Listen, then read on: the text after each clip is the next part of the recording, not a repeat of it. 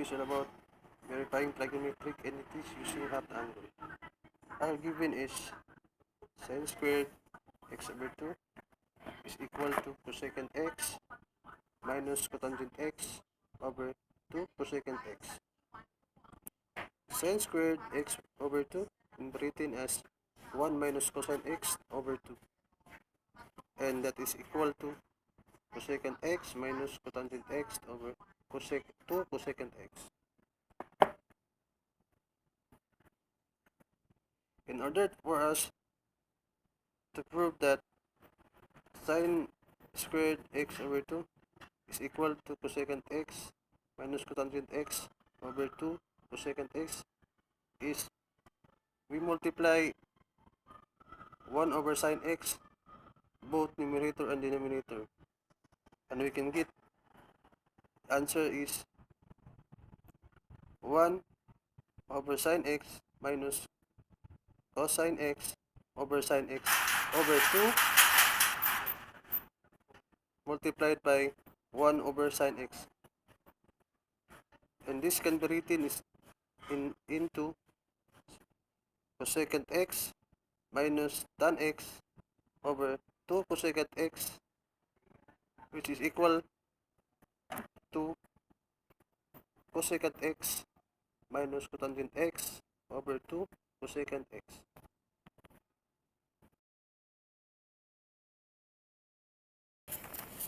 Our next problem is cosine squared x over 2 is equal to sin x plus tan x over 2 tan x.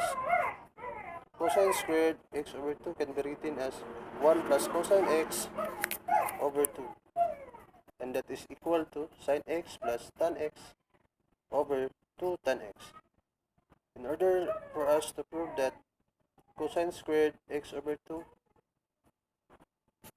is equal to sin x plus tan x over 2 tan x, remember that we convert cosine squared x over 2 into 1 plus cosine x over 2.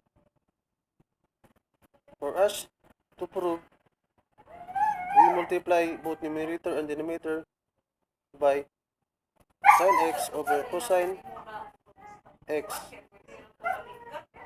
both numerator and denominator, and we can get an answer that is equal to sin x over cosine x plus sin x over 2 times sin x over cosine x.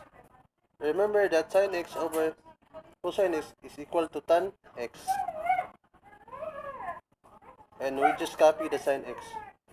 For the denominator, 2, we can write the 2 and remember that sin x over cosine x is equal to tan x, and that is, we prove that cosine squared x over 2 is equal to sin x plus tan x over 2 tan x. Our next problem is tan x over 2 is equal to tan x over secant x plus 1.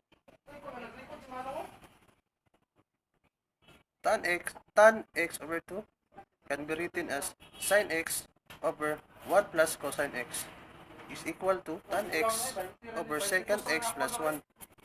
In order for us to prove that sin x over 1 plus cosine x is equal to tan x over secant x plus 1, we must multiply numerator and denominator by 1 over cosine x, and we can get an answer of sin x over cosine x, that is over 2 1 cosine x plus 1, and we must remember that sin x over cosine x is equal to tan x, and 1 over cosine x is equal to secant x. We just copy 1, and that way we prove that tan x over 2 is equal to tan x over secant x plus 1.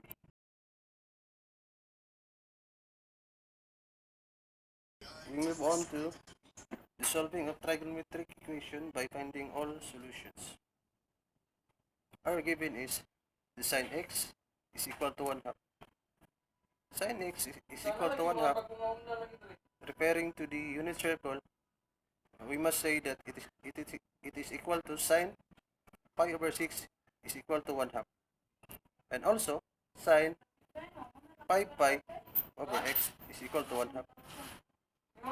Then, remember that we are finding the value of x.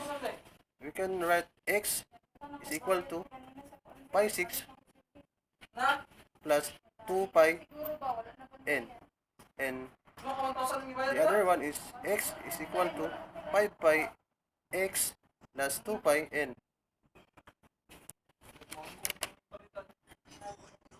The 2 pi n is the period of the sine and cosine, and the n is the integers, can be equal to any number.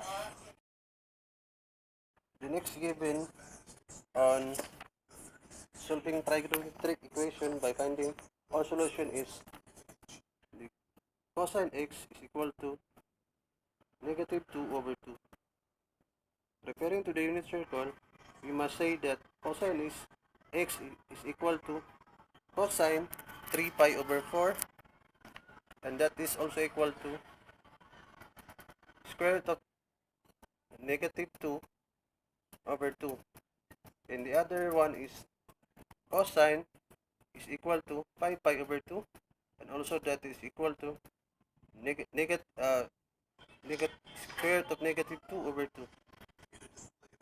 And we must remember that we are finding the value of x, and we can write the x is equal to 3 pi over 4 plus 2n 2 pi n.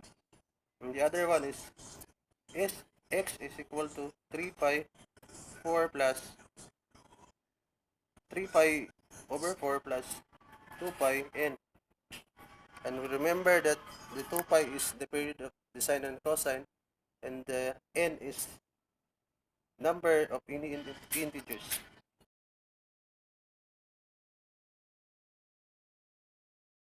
Move on to the next. Solving trigonometric equation using identities, multiple angles, and by factoring.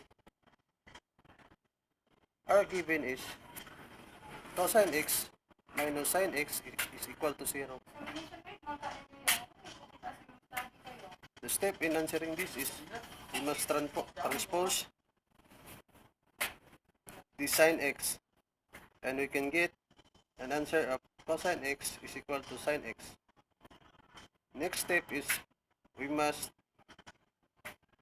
divide both sides by cosine x, and we can get an answer that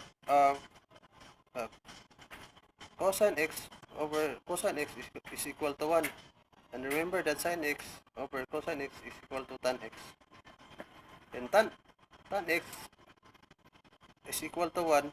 Referring to the unit circle, we must say that tan x is equal to tan pi over 4 also is equal to 1.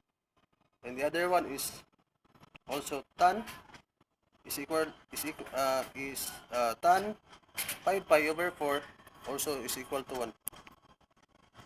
And we can say that x is equal to 5 over 4 and 5 pi over 4, or x is equal to 5 over 4 plus 2 pi n, and the other one is 5 pi over 4 plus 2 pi n. And remember that the 2 pi is the period of sine and cosine, and the n is any number, it is an integer.